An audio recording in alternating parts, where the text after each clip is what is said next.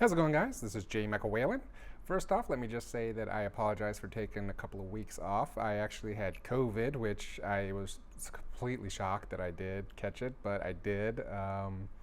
You do everything you can to stay safe, but you know what? Life is just crazy, and sometimes you can't stop everything. Anyway, this is a new segment that I'd like to call Goofing Around with Art Supplies. I know a lot of you out there are in the same boat as me, where we have stockpiled a ton of material and supplies, and yet we just don't seem to get through them. So for this, I think I'd like to just give it a try and start making a dent in the surplus. I really didn't have much of an idea. I kind of was kicking around the notion of doing something like a gigantic Pink Panther.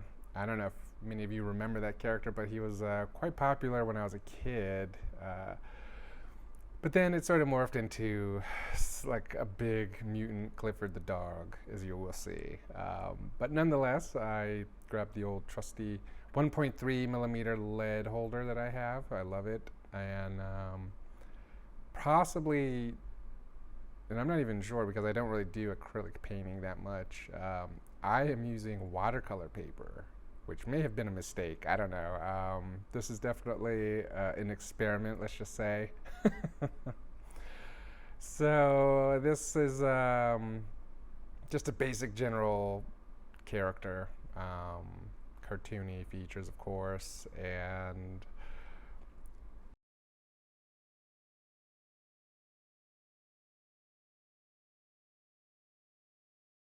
paper that I use is actually cold press finish fluid watercolor paper. And it's an easy block. You know, they're so very similar to the Arches block paper, where you can stretch it if you want, but you can also just keep it on the block. Though I don't necessarily recommend that unless you mask off the corners and the edges, as I have done. But yeah, it's not bad. I mean, it's pretty smooth watercolor paper. I mean, I think it's probably best for watercolor, but for some reason I decided to use acrylic on it. Yeah, I don't know if that was the wisest decision, but that's what I did. So as you can see, just a general character. I used the kneaded eraser.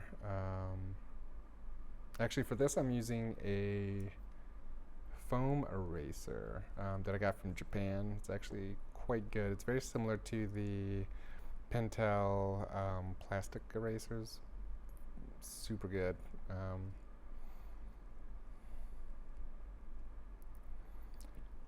So yeah, didn't really have an idea as to where I wanted to take this, but I knew I wanted to take it somewhere.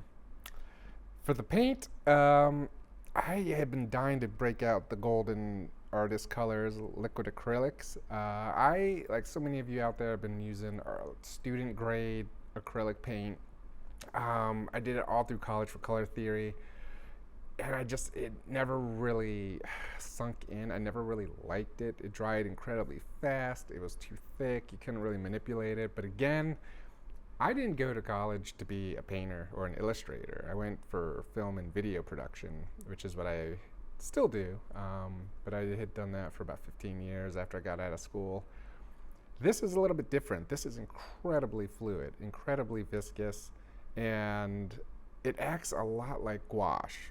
I don't know if you've ever worked with that, but as you can see here, I am basically just using really thin layers of it. I diluted a lot of it with water at first just to sort of get like a flat base, and then I build up slowly from there. So that's where we are right now.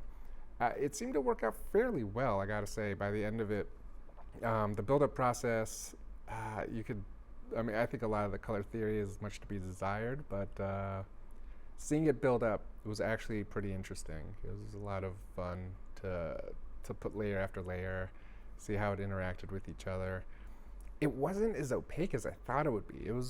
It's an interesting thing, and again, I don't know if that's necessarily the paper that I was using. Perhaps on canvas it's a lot more opaque, but it really did act as though it were, I mean, not even gouache, possibly even like watercolor. So it was pretty surprising to see how acrylic was that thin, and I didn't really thin it out, to be honest. And just adding some grass, flat field back there. Again, just really thin layers, putting some little, just build up those layers, and the sky is very similar the same way, though the sky, I will say, was a lot more opaque. The blues, very opaque.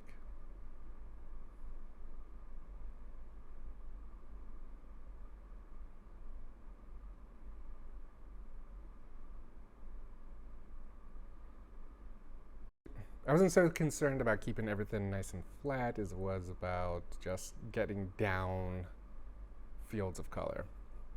And as you can see, like with the build-up process, it's just little layer by layer, adding more and more definition with the same color, just a little bit more opaque.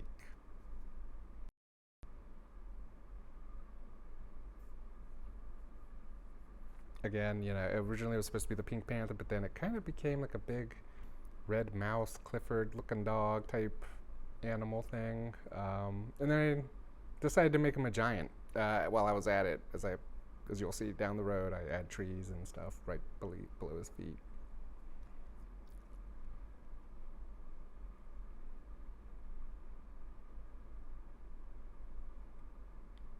Now, this being acrylic, it does dry pretty quick. I will say I was surprised at how fast it did dry, given how liquid and viscous this formula seems to be. It does dry pretty fast.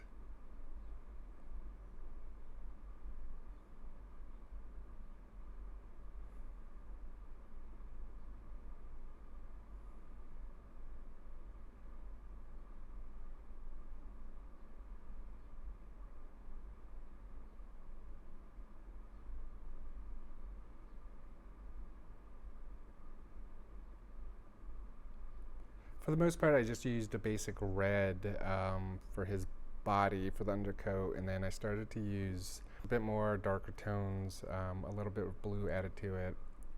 Not so much, but just a little pop of blue in the red. Brought it down a lot, and I think just started to help give some definition.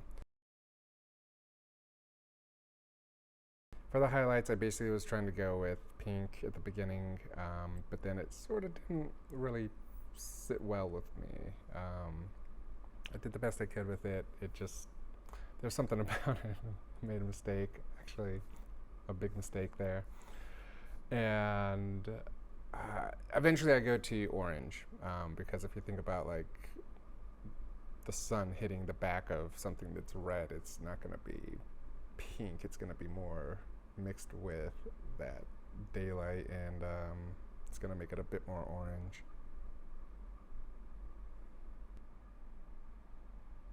One thing that I did notice, I was like trying to paint around the cameras that we're filming.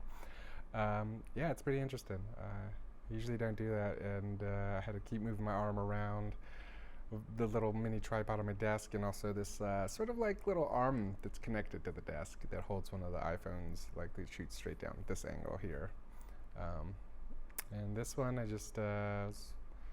this was done over several days, sort of like trying to recuperate from COVID, kind of just trying to fend off boredom, and the color balance is a little strange. I tried to fix it. I don't know what happened with it, but that's what you get for tungsten lighting, I guess. Clouds, nice. They were able to be opaque in certain parts, and then just, they thinned out a bit here and there, which was nice to sort of like show the transparency of some of these clouds.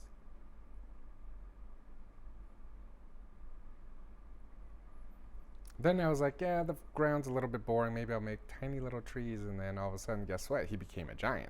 So he is a giant Clifford-looking mutant mouse dog.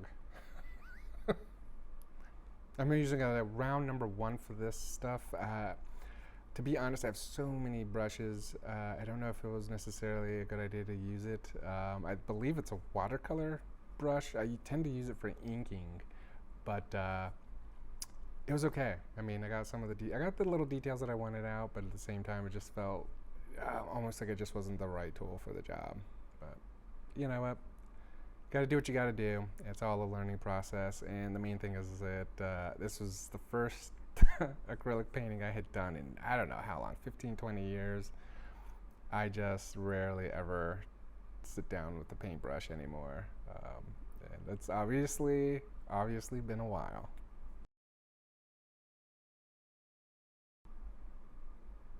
For this part, I was just basically adding more highlights. Again, I was kind of hitting up the orange tone a bit more, and trying to like just bring some more edge to it.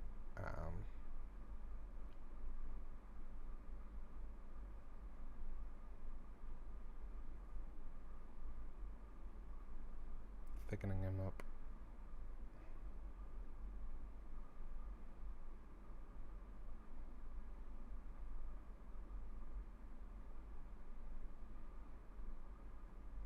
One good thing about drawing fantasy characters like this is that, you know, you have a basic idea of anatomy and stuff, but at the same time, who's to say what muscle structure it really has, right? That's my excuse. For this, for the edges, the actual like dark lines, I actually, believe it or not, went with more of a really dark purple versus a black, even though I think with the contrast of the red, it really does look as though it's a black ink or black paint that I'm using, but it's actually purple.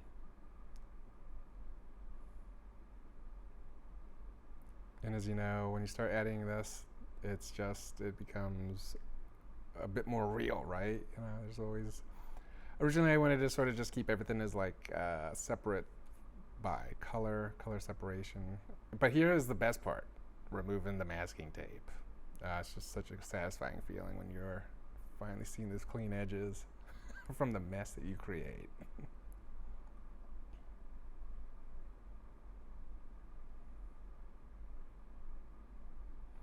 So just for a fun little experiment to fend off boredom, here is the final product.